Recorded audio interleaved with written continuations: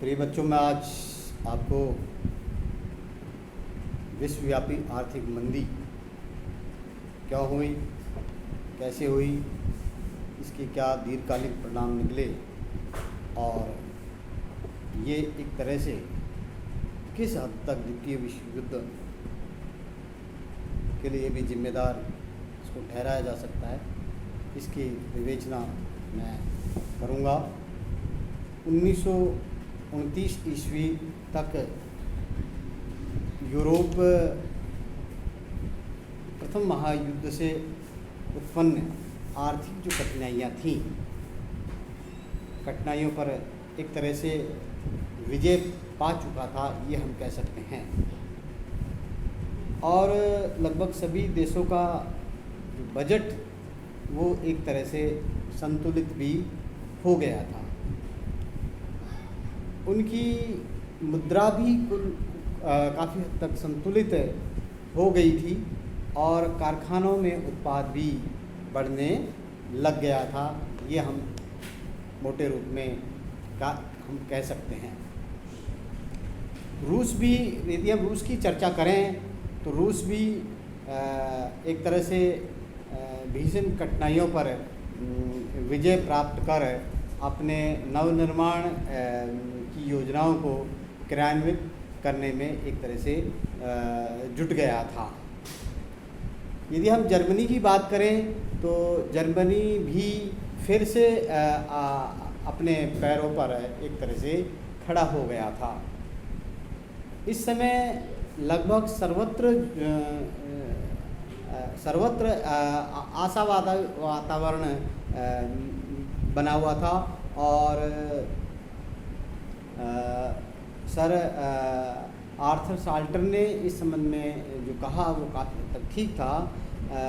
उन्होंने कहा कि संसार की दशा की यदि हम विवेचना करें तो हम पाएंगे कि संसार की दशा पहले से बहुत अच्छी थी और वह अभूतपूर्व गति से समृद्धि की ओर एक तरह से बढ़ रही थी, जिसकी पहले कल्पना भी नहीं की जा सकती थी कि ऐसी स्थिति इन सब परिस्थितियों के बावजूद बन पाएगी। परंतु एक तरह से कुल मिलाकर के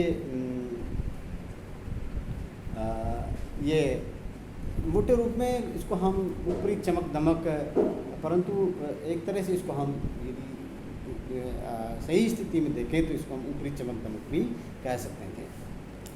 अक्टूबर 1929 में संसार की परिस्थिति में लेकिन फिर अचानक क्या आया, बदलाव आया। अक्टूबर 1929 में संसार की परिस्थिति में क्या आया, अचानक परिवर्तन आया। संयुक्त राज्य अमेरिका के शेयर बाजार में इतनी ज़ोरदार गिरावट आई कि उसके परिणाम स्वरूप सभी वस्तुओं की कीमतों में तेज़ी से गिरावट आने लग गई थी। सभी देशों में मुद्रा का जो मूल्य था वो गिरने लग गया था। बैंकों के लिए प्रत्यक्ष अदा करना अब एक तरह से कठिन हो गया था। अनेक बैंक दिवालिया की कगार पे थे या दिवालिया हो गए थे। बहुत से उद्योग धंधे चौपट हो गए थे, बंद हो गए थे।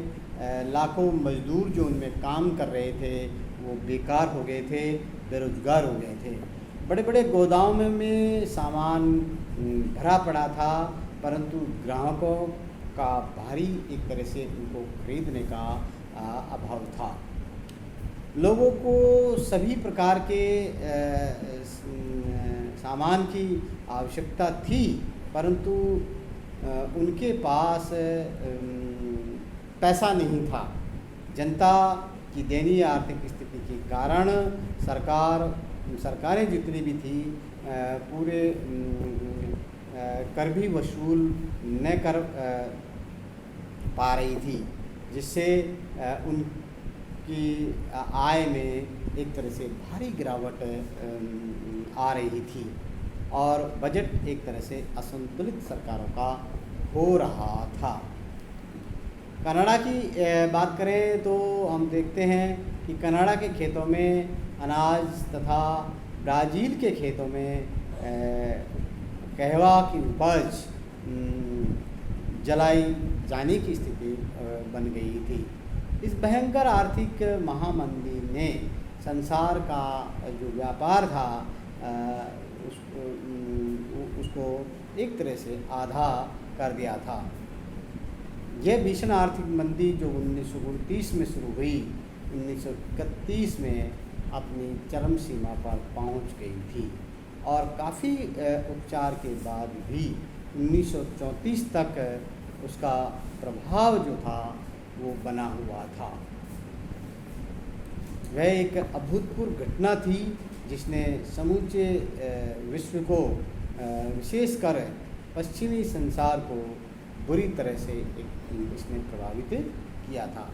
अब यदि हम इसके इस आर्थिक विश्वव्यापी मंदी जो थी उसके कारणों को जानने की कोशिश करें तो हम पाएंगे कि आर्थिक संकट के कारणों के विषय में भिन्न भिन्न अर्थशास्त्रियों ने विभिन्न प्रकार के मत और विभिन्नता के रूपी कारण इसके लिए उत्तरदायी माने हैं और जिनमें हम सबसे पहले बता सकते हैं कि महायुद्ध से उत्पन्न परिस्थितियाँ इसका प्रमुख मेजर कारण था।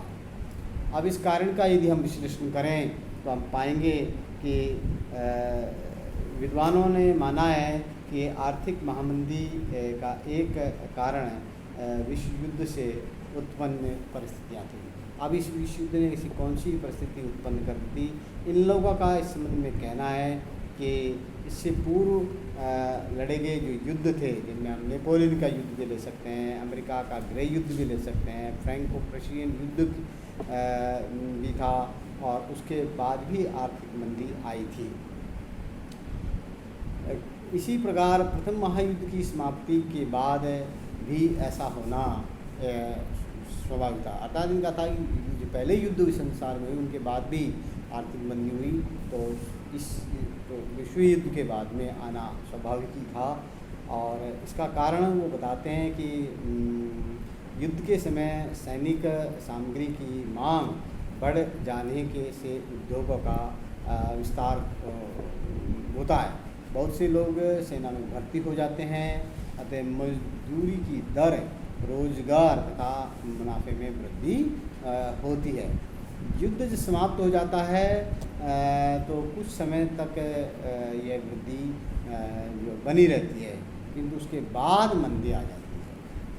तो ये तो एक आर्थिक प्रक्रिया हुई। कुल मिलाकर के हम कह सकते हैं कि प्रथम महायुद्ध का स्वरूप जितना भयंकर था उसी अनुपात में आर्थिक मंदी ने भी उसको इसी प्रकार से प्रभावित किया था। तो कुल मिलाकर के युद्ध से पूर्व परिस्थितियाँ, युद्ध के बाद की परिस्थितियाँ एक दूसरे से कड़ी हुई जुड़ी हुई इसको हम कह सकते हैं। दूसरा है क्षतिपूर्ति और युद्ध ऋण भी इसका एक कारण बताया गया है। अगर इसकी हम चर्चा करें तो इसमें बता सकते हैं कि क्षतिपूर्ति और युद्ध ऋणों की समस्याओं ने भी आर्थिक महामंदी को आहूत करने में अपनी महत्वपूर्ण भूमिका एक तरह से अदा की थी। यूरोप के मित्र राष्ट्रों को जर्मनी से क्षतिपूर्ति प्राप्त होने की आशा थी, लेकिन जब ये आशा निराशा में परिवर्तित हो गई तो उन्होंने युद्ध ऋण चुकाने में अपनी असमर्थता प्रकट की और इसी तरह से अमेरिका ने आर्थिक सहायता भी उनको देना बंद कर दिया।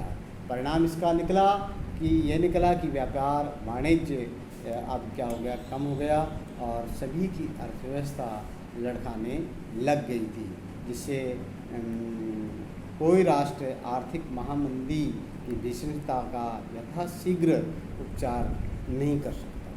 तो इन दो मोटे जो एक तरह से कारण जो रहे उनके आधार पर हम कह सकते हैं युद्ध भी इसके लिए उत्तरदायी था।